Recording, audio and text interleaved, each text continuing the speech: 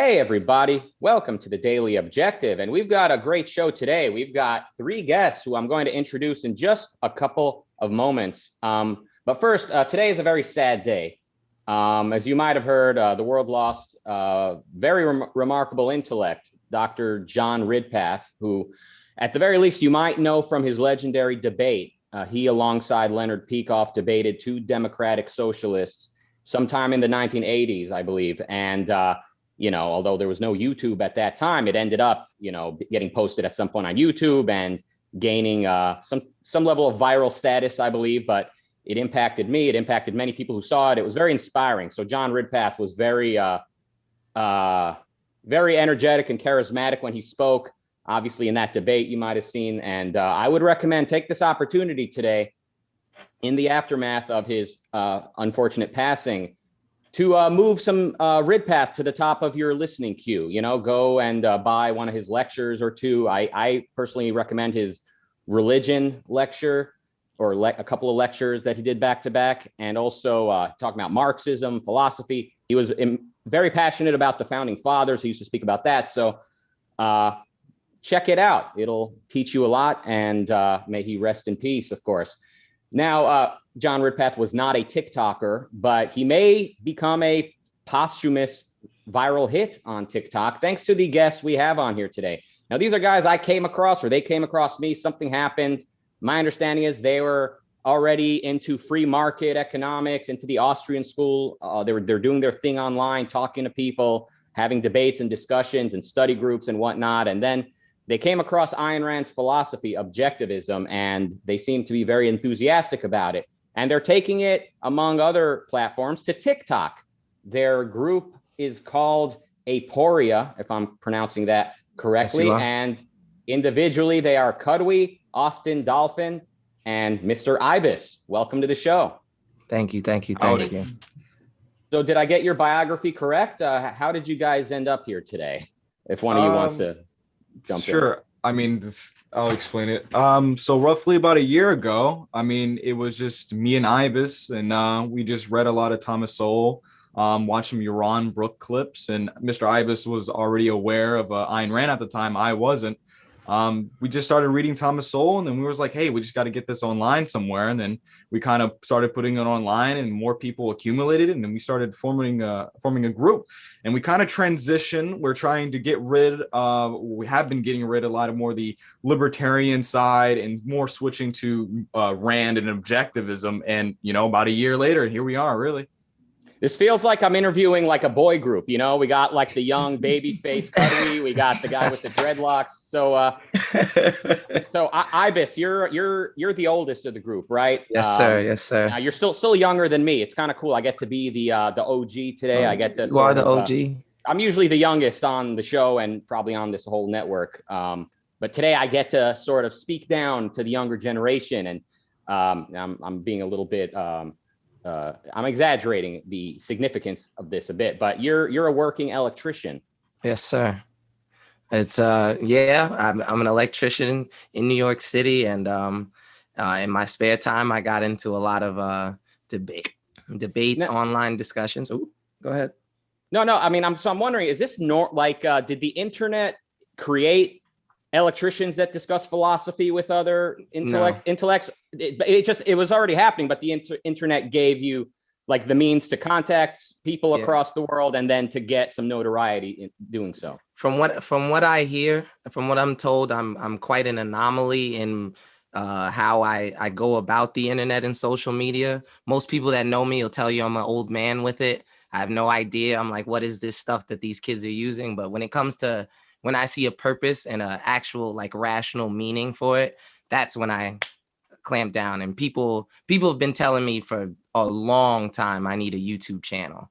So and I've always had, my thing has always been, let me have these ideas that I push onto YouTube. And it developed from just my regular, when I just used to do stand-up comedy and comedy stuff, to all the way to philosophy and politics and stuff like that.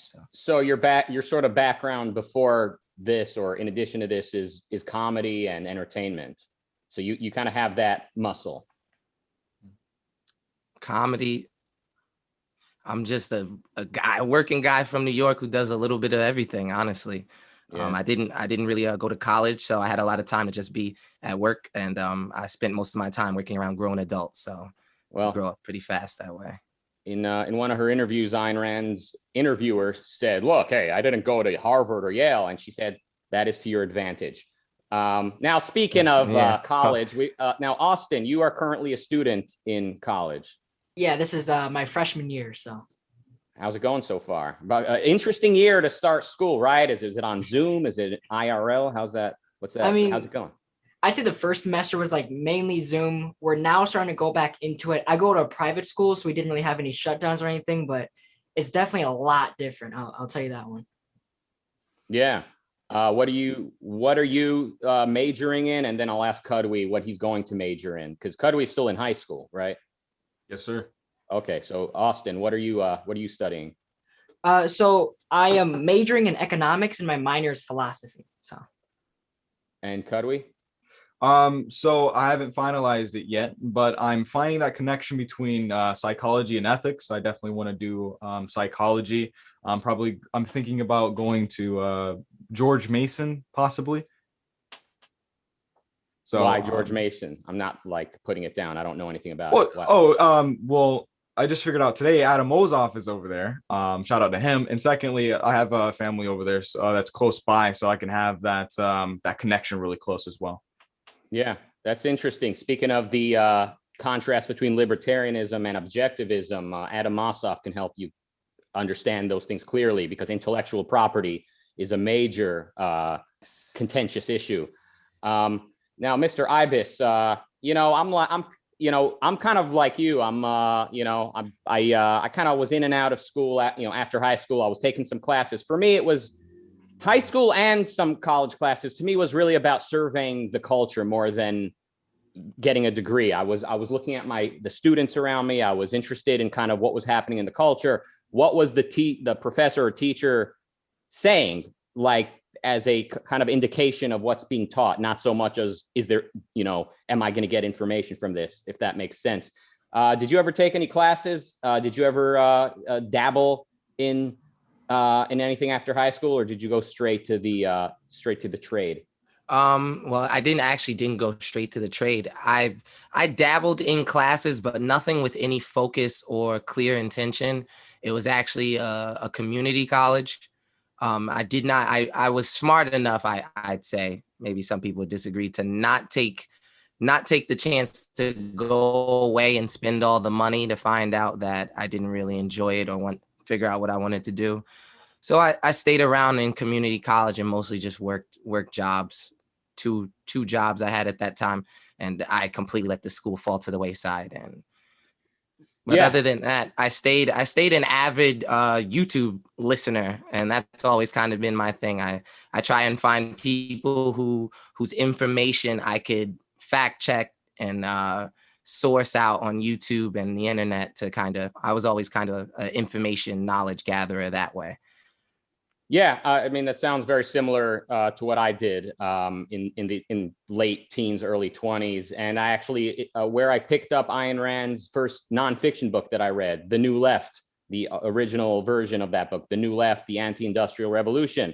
I found it in the community college library, and it said in the introduction or somewhere that it's sort of geared towards college students. And I found it very useful. I'll never forget reading in that book that Ayn Rand points out, the left wins by default. Whoa, like that changes everything. The left wins by default. And people, you'll see them here in the comments section today. Why do you always punch right? What's your problem with the right? It's the left that are the most evil. Well, the left wins by default. That's what not everyone understands. The right gives them a pass. That's people, same kind of thing with me. I'm very, and that's what's kind of started the Aporia objectivist heavy interest. Was my one day it came to the question, I think we asked the libertarians, some of the more anarchist minded people in our group, about prisons, and alarm bells went off at their answers. And I personally began to rip through the material, such as Adam Ozoff, as you mentioned. And by now I'm hardcore anti-conservatism. Some people, I go hard on libertarianism as well. And generally, my principle at going after that is if my part of the movement, if you want to call it, is being able to make sure that most people know that that isn't capitalism, then I think that's enough. That's a good needle push for us, and that's kind of what we've been working on, especially since on TikTok we kind of spawned a libertarian movement. We upped the intellectual bar on TikTok that became the libertarians kind of dominating debate and information. And then it turned out that we had to start kind of tearing down what we propped up. So almost like a microcosm for the objectivist movement, right? Ayn Rand created this philosophy. Next thing you know, a bunch of libertarians are basically taking bits and pieces of what she created. Yes. Yeah. So by the way, thank you, Christopher Smith, in the super chat with $2.99 Canadian. And, thank you, Christopher. Isn't that nice of you? Please, guys, we need your support. Look at us. Also, he asks, how'd you get into Rand? So, Aibis, you can start, since I think you guys said you discovered Rand first. Yeah. Mostly, I'd say key YouTube Yaron Brook clips over and over again while just traveling to and from work.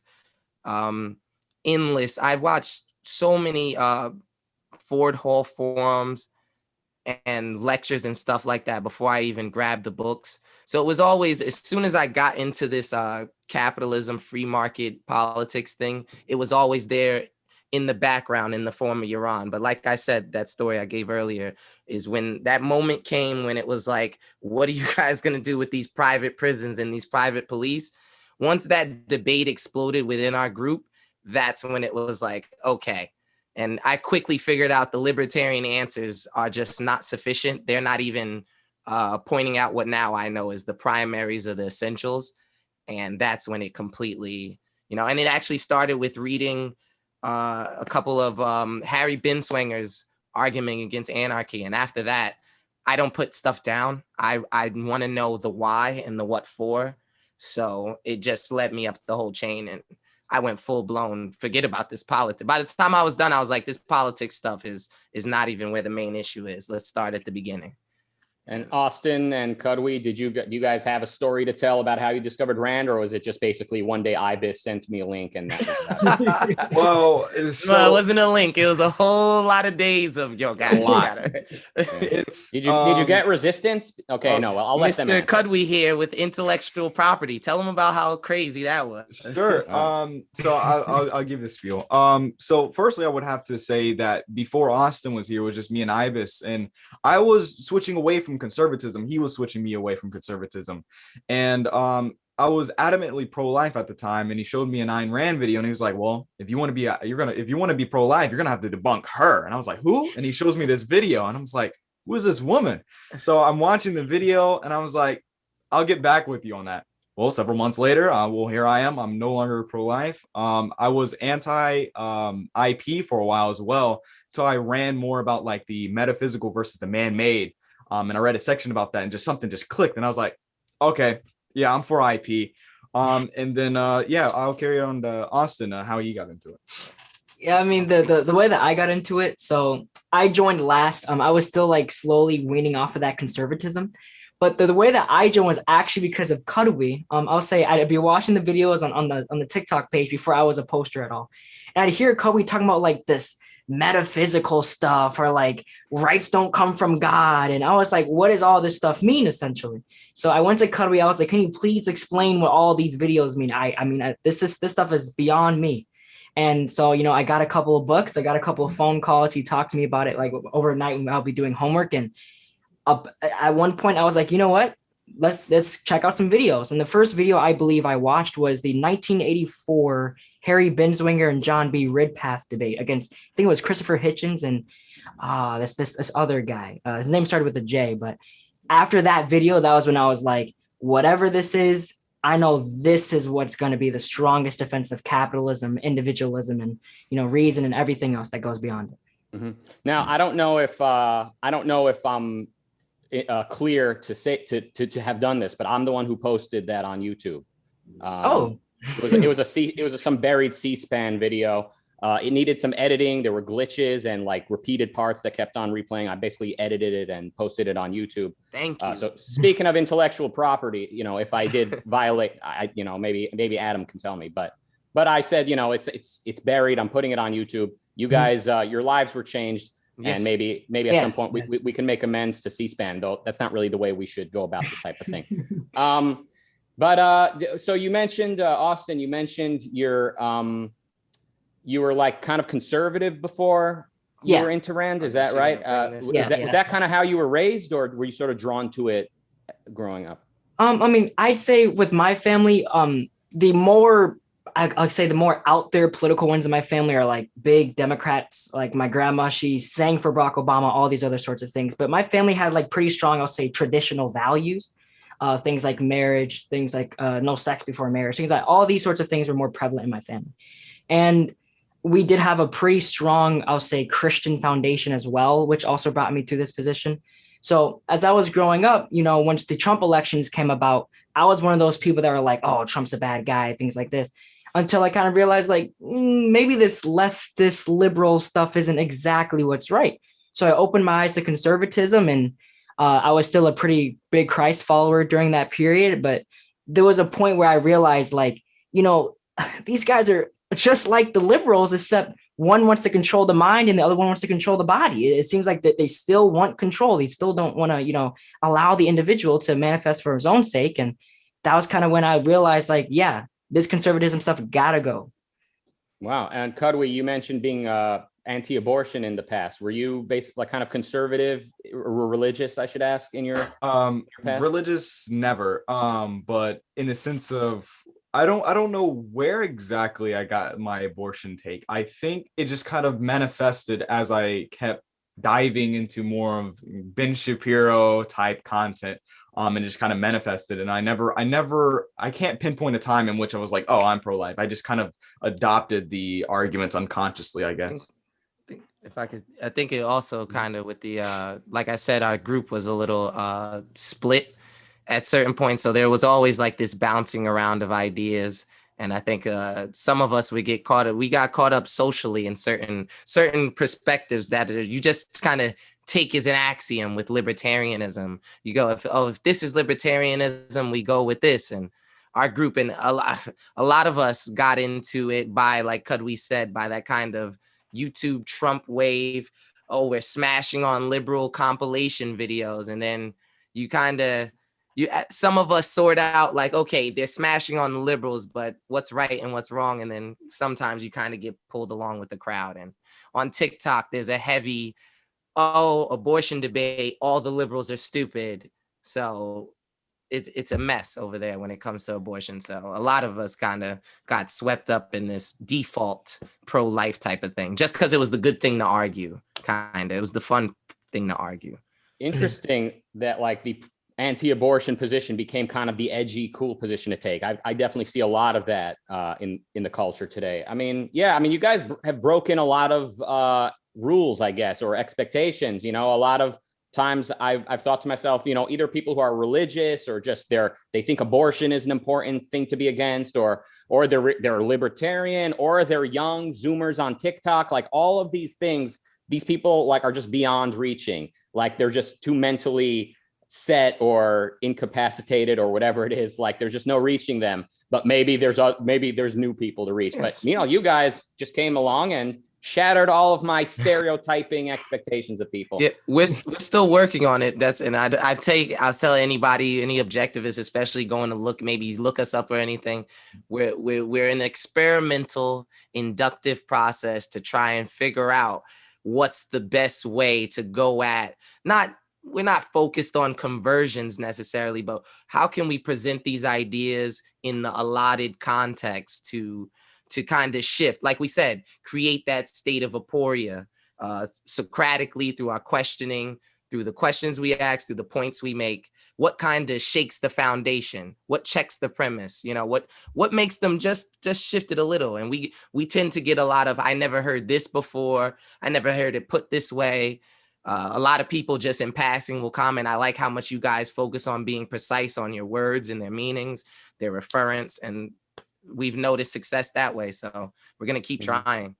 And even if our primary goal is not conversion, I mean, we definitely have influenced many people to read Ayn Rand's books. I mean, people DMs us on the Aporia Instagram or my personal Instagram. They'll take screenshots and pictures of look what came in the mail today. It'll be Opar Philosophy Who Needs. So there's definitely a lot of people that's picking up on the arguments and picking up on the books as well.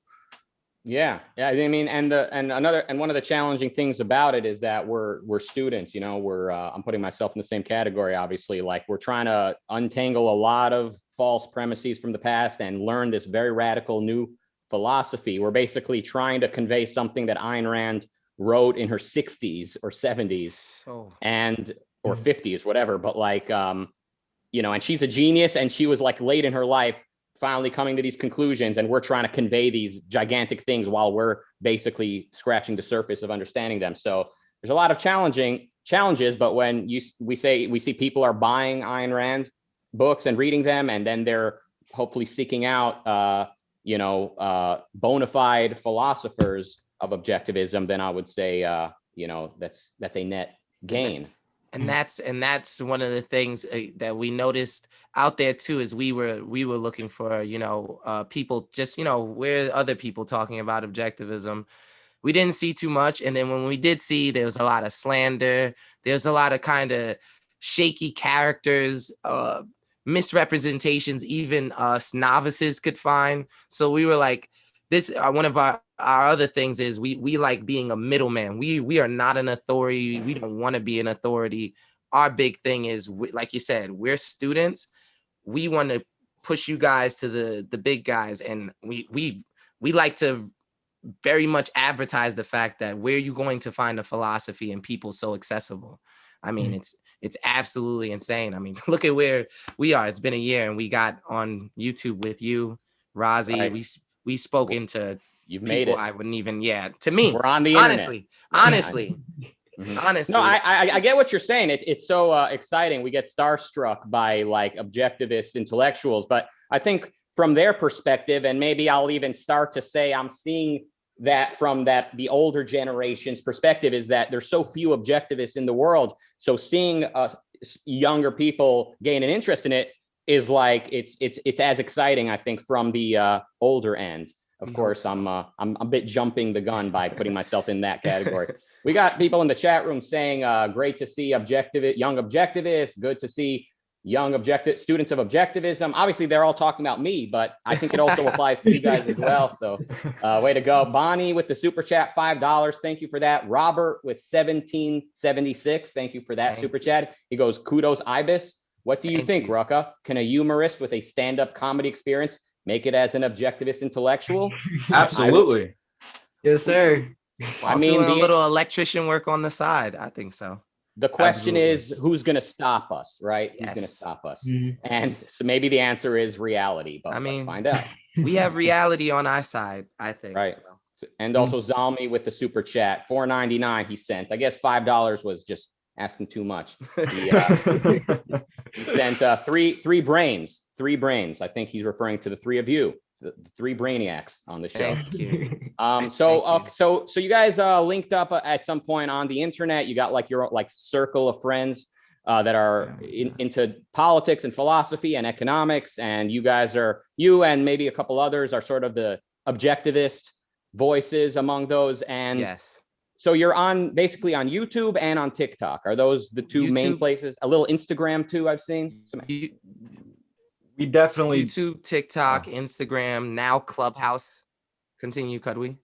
Oh yeah, you were lagging out. I thought you just wasn't speaking, but I was saying we just want to like spread philosophy wherever we can. Mainly TikTok and YouTube. We definitely want to transition more productive and intellectual work onto YouTube. Maybe have more videos more often instead of TikTok. Maybe go on to Parler. I know there's a lot of objectivists and kind of right-wing content on Parler as well. And definitely want to spread out to Twitter. But we're all working on it. It's just like Aibis says, it's kind of just something in the process.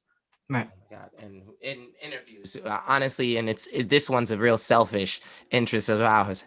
I want to interview so many of these intellectuals whose books we read and ask the questions that aren't being asked as a YouTube. I got into this on YouTube And as a YouTube follower, you realize, dang, I wish that guy said that on video, or I wish he talked about it on video. I wish I could just listen. So I kind of want to be that place where I kind of gather those interviews of people who are talking about amazing things in objectivism. We had Don on, we had you on. We're hoping to get a couple more people. James Valiant, cross our fingers. And we're working. I know a guy that can get in touch with James. Thank you. He's like, we've been going crazy over his book lately. So Creating Christ. Is that? Yes, it's incredible. Yes, Nice. Creating Christ and everything that's happening with that. And we just want to be a part of that wave of getting that information out there. So yeah, it's been fun. And thank everybody watching. Thank you. You guys, whoever, I'm sure some of you are in the group chats and Harry Binswanger letter. You guys have made this process so much easier and so much more fun on us. So. Yeah, especially the Harry Binswanger letter. That one's probably been like the most crucial when it came to, because as for every question that you want, you can either ask it yourself. I know I asked a question there last week and Harry Binswanger himself responded. So like that accessibility part that you're referring to earlier is perfect in the objectivist community. I mean, it must be very exciting for people to see young, fresh energy. And, you know, there's a lot of work has been done, a lot of money and energy put into like spreading objectivism and changing the culture. And oftentimes critics say, oh, where's the results? Where are the results? And the answer is typically, well, here's some of it, but a lot of it we just don't see and we're not going to see for a while, you know? So, you know, John Ridpath in the 80s participates in a debate. You know, where are the results? I mean, 40 years later or so, we're seeing TikTokers, you know, doing TikTok videos. There's some of the results. So I find it one of the most interesting thing I've been finding is the underlying influences and such things as like James Valiant and the more history of religion and Christianity research. You see Amy Peikoff at Parler, and Parler's in part of the conversation. Mark Pellegrino, I'm a big Supernatural fan. So when I saw him, I was just like, what is going on? You, in fact, yourself, even though I personally didn't know, a big thing. And I think Steve Ditko, the guy who did Spider-Man, just so many little Rush, so many little tidbits through history almost. And it's like a national treasure, the movie. That a couple years from now, you'll see it. People will be able to go back and trace, oh my God, he was an objectivist, or he read the book, and you can see where the ideas just connect. So, and we kind of want to be there to document it, talk to the people, and hopefully add something intellectually if we can. Well, your energy certainly is going to help, and I'm sure your intellectual work as well. So we gotta cut it there, because in 2 minutes from now, immediately, right here on the Ayn Rand Center UK, is the discussion with the aforementioned James Valiant, Don Watkins, and Nikos discussing Doesn't Life Require Compromise?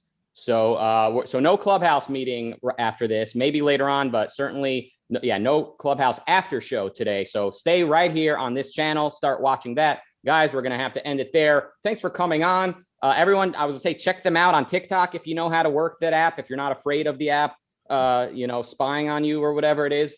Check out, is it Aporia? They would look up? But seriously, for the context, for the older objectivists, stay tuned to our YouTube. We got more better stuff coming. Where the TikTok is an experimental process in networking. So don't hold us too hard on that stuff. I think everyone is Absolutely thrilled to have you around. So thank you. Don't worry too much about anyone criticizing. Anyway, got to end it there. Thank you, Kudwy, Austin, and Aibis. We'll have you back, I hope. And yes, I'll be watching your channel. So careful what you say about me. I'm joking. All right, guys. All right, we'll be back, and we'll be back here tomorrow for the Daily Objective. Thank you and goodbye. Thank you.